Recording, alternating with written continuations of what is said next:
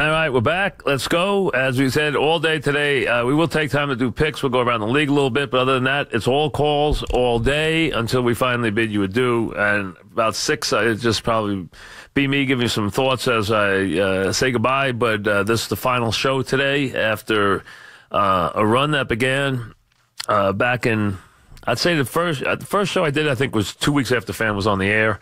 So it was mid-July, I guess. 87.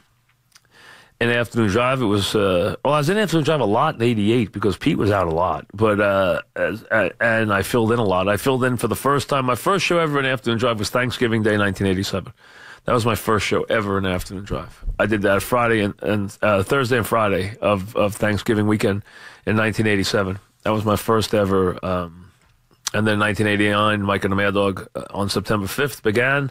And then today, that's a little weird looking up at a sign that has my name as the name of the studio now, which they already put on the wall. So it looks a little weird seeing that today. So, cleaning out my office today, too, which I'm in the midst of doing.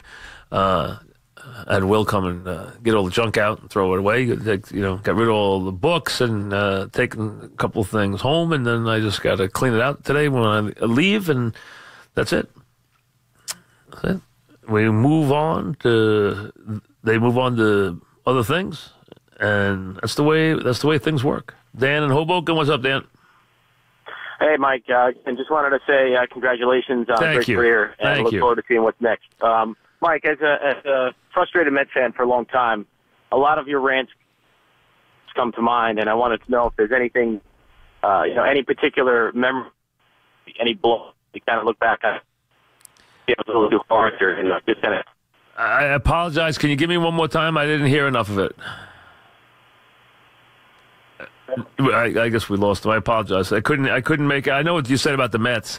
I gather what you were saying was the Mets. I mean, yeah, there was some good Met rants. I mean, there really were.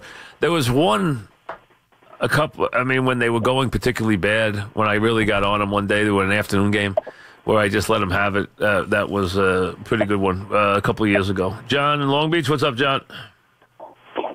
Hey, Mike. Yeah. This is John from Long Beach. I just wanted to congratulate you on your run there. Thank you. And sitting here in the snow down at the beach, and I was just thinking about you. I used to play ball with your brother. Right. And are you a West End guy? Yes, I am. What block? Kentucky Street. Kentucky Street. Okay, good. Well, nice to talk to you. Thank you, John. I appreciate it, and thanks for the words. That's good to hear from the West End, which is home. So Kentucky is, Long Beach is all the state. People don't realize all these state streets, very narrow streets. If with a lot of houses. If that's kind of how it is at beach communities where. Properties at a premium, so the houses are very close together. Where we lived growing up, the houses in the summertime, when you'd have the windows open, you had to watch what you said because the person next door could hear you. I mean, it was some of the houses were that close; they were right on top of each other. They really were. Like, you could have houses, people sleeping when it was really warm. Before people put a lot of air conditioners in the windows, which is more recently than before. But before they had a lot of air conditioners in there, you would have windows where they were like 4 feet apart, and it was, wasn't much you missed. That's for sure. John in Morristown, what's up, John? Hey, Mike, how's it going? Good, John. And first time, long time. What's happening? I'm just interested. What do you think are the top 3 storylines in sports over the next year or so? One more time? Yeah, the top 3 storylines in sports over the next year or so. What are the top 3 storylines in sports over the next year or so? I mean, you want me to predict, to try and get a crystal ball and see what they're going to be the biggest stories? Or what are the 3 things that are impacting sports? I'm not sure what the question is. I mean, what's the 3 biggest things that you could say was going to happen in sports over the next few years? I'm not sure. That's a little weird. I mean, as far as that's concerned. I mean, there's a couple of things when you look forward that you can see, like, number one, the NFL's got to work its way through this whole issue with the national anthem. I mean, they clearly have to work their way through that. I don't know exactly now how they're going to do that, but they need to do it. And they, somewhere along the way, they need to do that. This will be the NFL's, you would hope, their biggest week this week, in that they have the big game. they have the game on Thursday. I mean, on Sunday at 4:00. You have Pitt and you have New England, so you have a game that people can finally really get excited about. You have some good matchups this week.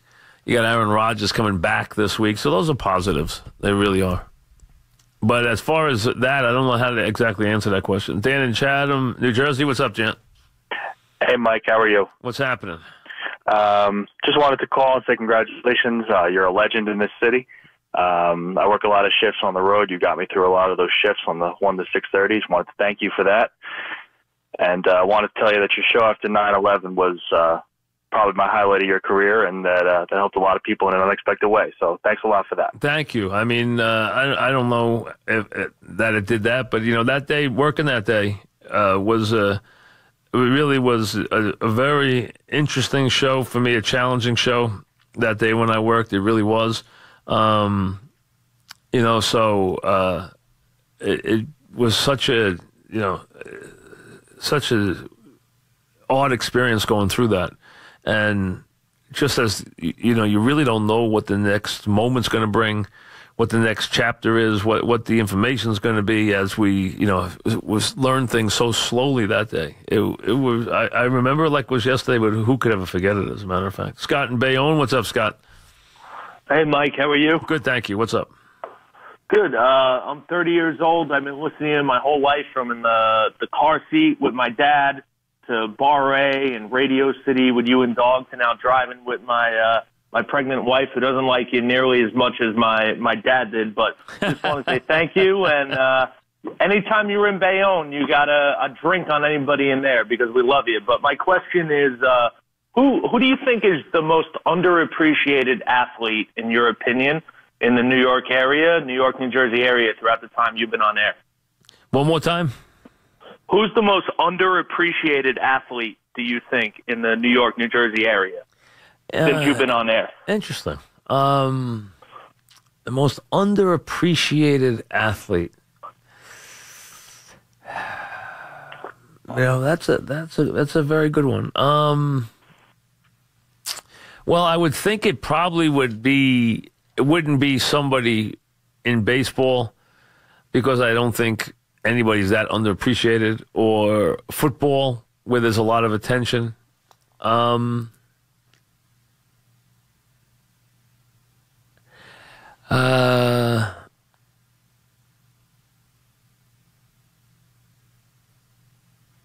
mean, it could easily be a hockey player because they don't get the attention, maybe, especially somebody who's a non-Ranger. Could be one of them.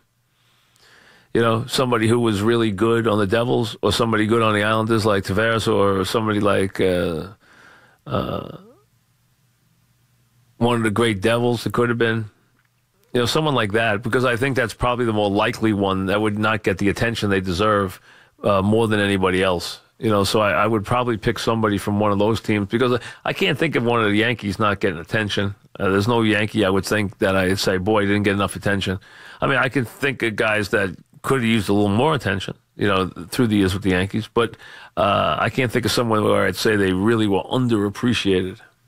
So I would think it would probably be a hockey player, most likely, the way things would work out. John in Bushwick, New York. What's up, John? Hey, Mike, what's up? I just want to thank you because when I first started working with my dad 6 years ago, we didn't really have a relationship, and we would put you on, and we immediately had something to talk about. So I just want to thank you for improving my relationship with my father over the years. My question for you is, if you were the GM of the Mets, what would be the big moves you would have to make in order to keep the Mets relevant in like the post-Stanton era? I don't think there's one move to make them relevant. I think the first thing the Mets need is a little bit of luck in terms of health. They need to have their pitching healthy. They can't go out and replenish their pitching staff. They need it to be healthy. They need guys they have to be healthy. They need to get something out of Harvey. They need to hopefully get either Matz or Wheeler to be healthy. They need to have Syndergaard and DeGrom be healthy. If they have that, they have a nucleus of their team. It looks like they're going to, it looks like they have put a little bit of an accent on the bullpen, which is a positive. And then they're going to go out and they're going to pick up, not one guy, but pick up a couple of guys. But I would suggest they pick up one really legitimate bat to legitimize that lineup and also just to protect them in case Conforto wasn't able to go. Kevin in New Jersey. What's up, Kevin? Hey, Mike. First off, thank you so much for everything you've done throughout your career. It's really obviously impacted the New York and Jersey sports scene. And for me personally, it's been one of those things where, it's gone from me being in the car with my father back in the 90s, now with me and my 3-year-old son in the car. So it's kind of been a generational impact that you've had.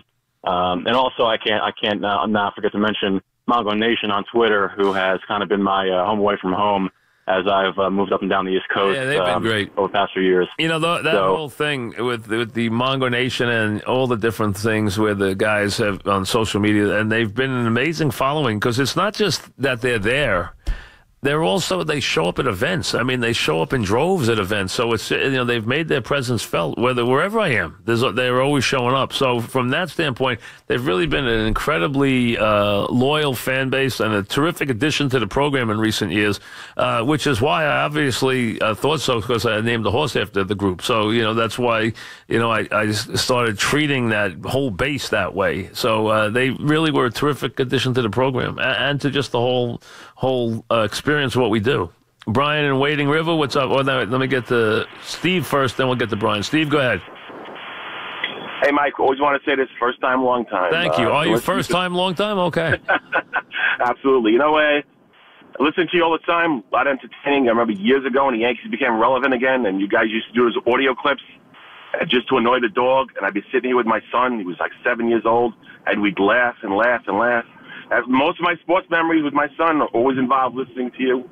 I disagreed with you more times than I agreed with you. That's okay. Turned you off 1,000 times, but I always turned you back on. You create. Well, thank you. You know what? That's the idea. No one. I wouldn't want you to agree with me all the time. It'd be no fun. It really wouldn't. Chris in Center Reach. What's up, Chris? Hey, Mike. Just want to say congratulations and thank you for getting me through hours on the Long Island Expressway. Thank you. I'd like to ask you, what do you think is the motive with an athlete like Muhammad Wilkerson and just not showing up to meetings? And I think he's done. He knows he's done, and he's acting out because he knows the franchise has had it with him. So they know he knows now he has no future there. So that's how he decided to display his frustration. He should have thought of it a long time ago when instead of giving them a reason to go to think about, going past him in the future. He clearly has worn out his welcome. It's not a secret that he had worn out his welcome. Now it's obvious to everybody he's worn out his welcome, and that's it. You know what? His career with the Jets is coming to an end. That's all there is to it. And he's been a big disappointment. He really has. Anthony in Tom's River. What's up, Anthony? Hi, Mike. How are you? Good, thank you. I just wanted to thank you for all your years on the radio. My first memories was when I was 15 with you and Dog on the radio going up to Yankee Stadium with my dad. And I've actually been able to call you a few times, and you've been really generous to me. So I thank you for that. The question I have for you is there a story, and more so particularly in New York, that you wish you could have covered? Like, for example, the Knicks winning an NBA championship or the Jets going to and winning a Super Bowl? You can give me either one of those anytime you want. So, yes, I mean, that would be that. Hey, listen, anytime you can get a championship run or any kind of run with any one of these teams, I think it's a very special time. So I think anytime, we have a lot of teams in this town. If you can get them to, rev it up and get something going and really take a deep run, those are very much, relished. Now, when you look at it in this town, there hasn't been a whole lot of times. The Mets have done it a couple of times, but infrequently. And obviously the Yankees and the Giants have made a practice of it, but that's why they're the Yankees and the Giants. That's the way it works. Back after a quick update with the Minkman.